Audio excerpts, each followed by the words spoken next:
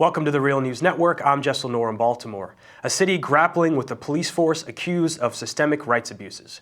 Graphic videos of brutality have come to light as the Baltimore Sun exposed it's cost over $10 million to settle over 100 cases of undue force in the past 4 years alone.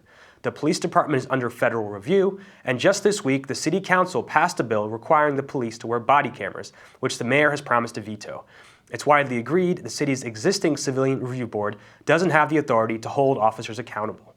As Baltimore lawmakers, advocates, and community members look to other cities for models that work, we now turn to Washington, D.C.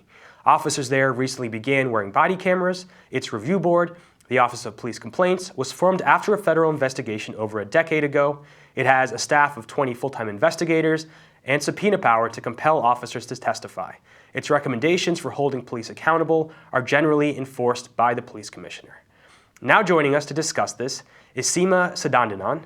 She's the Policy and Advocacy Director of the ACLU of the nation's capital. Thank you so much for joining us. Thank you for having me. So, Washington, D.C. is considered to have one of the most robust review boards in the country. What role did public pressure and grassroots movements have in getting this board established and keeping it maintained? Public pressure and the Office of the ACLU played a huge role in establishing the Police Complaint Review Board. And you're right, this is considered to be one of the model complaint review boards in the country. And so what that means is that when a complaint is actually submitted to the board, there will be some type of investigation, and there are various different remedies which are provided. Particularly, they might, in some certain circumstances, bring the officer and the person in to talk to each other, or there might be some kind of complaint. There might be some kind of punishment recommended or disciplinary action. Now, the thing to realize is, all that being said, yes, in the national context, the DC Police Complaint Review Board is one of the most effective, one of the models. However, it is almost completely ineffective.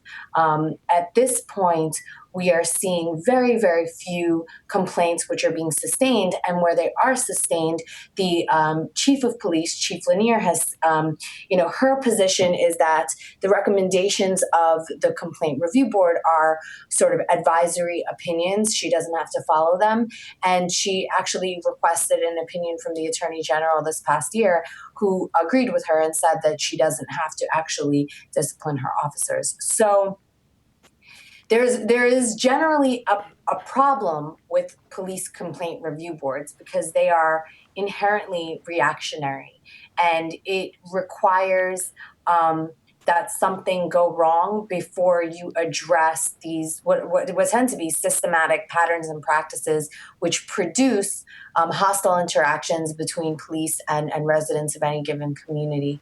So I think that here in DC, we're grappling with, well, if not the Police Complaint Review Board, well, then what? Right. So the board has the power to review but not change policy, and some say racism persists in the department. The Associated Press recently reported that the council member Tommy Wells said there was deep racism in police practices. Numerous black residents testified in front of the city council about difficult encounters with police. And council member Kenyon McDuffie, who is black, said he's lost count of the number of times that he, a council member, has been stopped and searched for no reason. So can you talk more about... So that's right. That's exactly right. I mean, what we're seeing here in D.C. isn't something new for the residents of D.C. What's new is that in the past 2 years, the ACLU and the Washington Lawyers Committee have come out with really in-depth studies of arrest patterns here in the District of Columbia.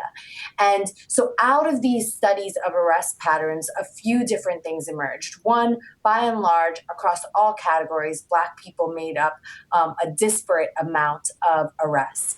And that became particularly salient when we looked at certain categories of nonviolent offenses, which we know a lot about the behavior. And marijuana is a perfect example of that. That's how we ended up with the first racial justice-oriented marijuana decriminalization bill in the country.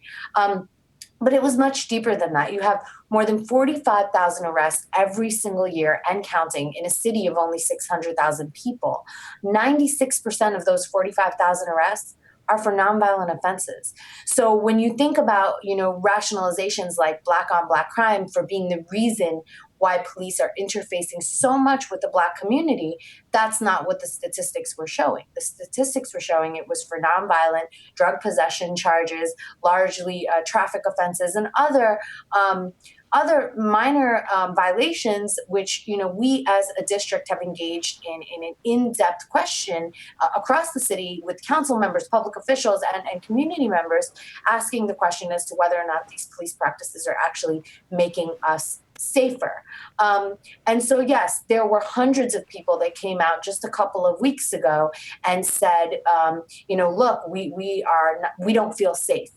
And I think that really gets to the heart of this way in which the war on drugs and our present day police practices have really perverted the meaning of public safety, where we measure public safety based on the number of arrests or the number of homicides. When the reality is, if you're a Black man in the District of Columbia, if you're a person of color, if you're living in a neighborhood, a Black neighborhood, and being over policed, you might not feel safe, and you might feel particularly unsafe when you see the police coming your way.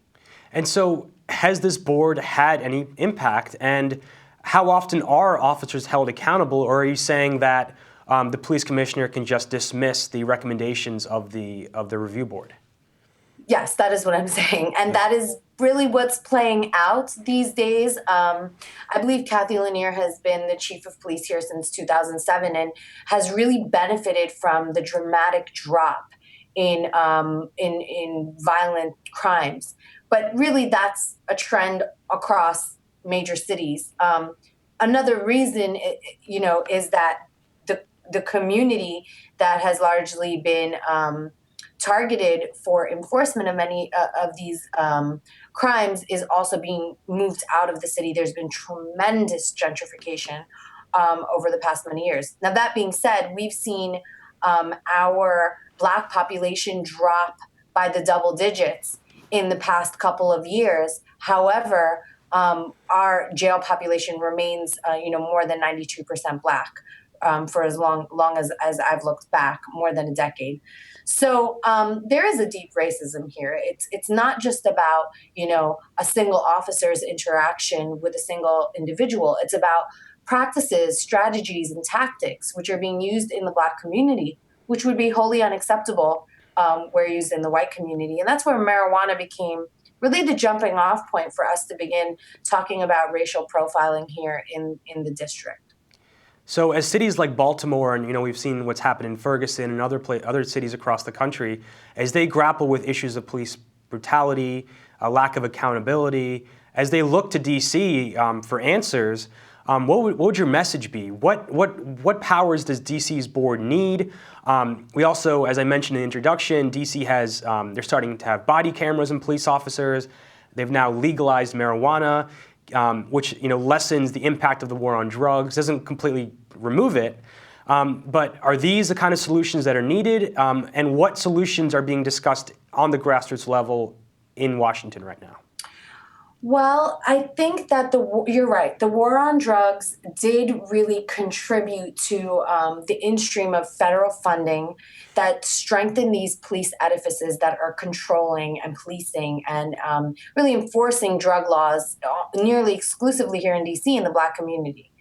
That being said, the war on drugs is not sort of at the root of racism. We also deal with implicit bias, historical racism, and other institutions which reproduce inequity.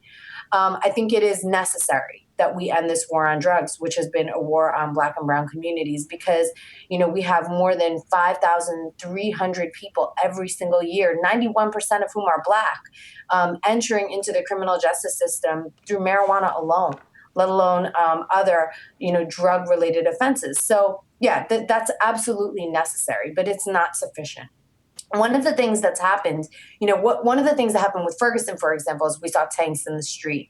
And that was really, it didn't sit well with most of Middle America, particularly the parts of America that aren't exposed to, really aggressive types of policing.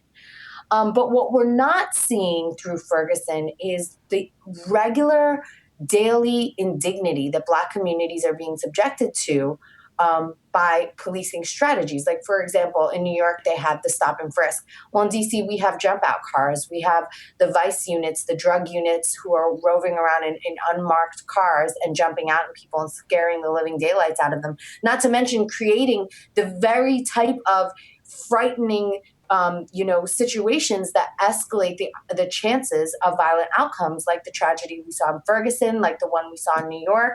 I mean, in each of these circumstances, you have this extremely aggressive type of policing and strategies and tactics being used to enforce low-level, nonviolent offenses. That's become our culture, to drive through Southeast, for example, and to see young Black men placed on the curb while their bodies, their cars, their belongings are searched. So it's a criminalization of men in general. You know, DC, about 50% of the population here is African American, and 3 out of every 4 Black men in DC are spending time in jail or prison. So when you think about what Tommy Wells said at the hearing a couple weeks ago, he said there is a deep racism here, and he's talking about this reproduction of structural inequity.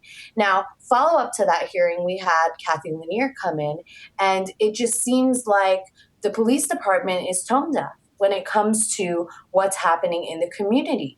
And even, with respect to stop and frisk data, there was some stop and frisk data that was tossed around, but the reality is that the DC Police Department doesn't even collect the type of data that we're talking about.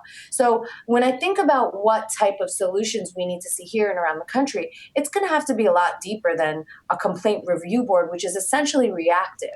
What we need to do is look at the amount of discretion that police officers are afforded in the community.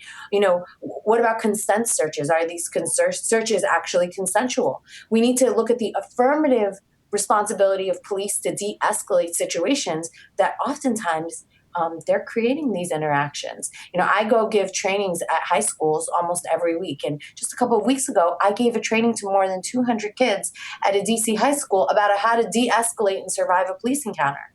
That should be shocking. That should be troubling to people, because we shouldn't have to teach our children how to survive these encounters and how to de-escalate. Shouldn't that be the responsibility of the police department?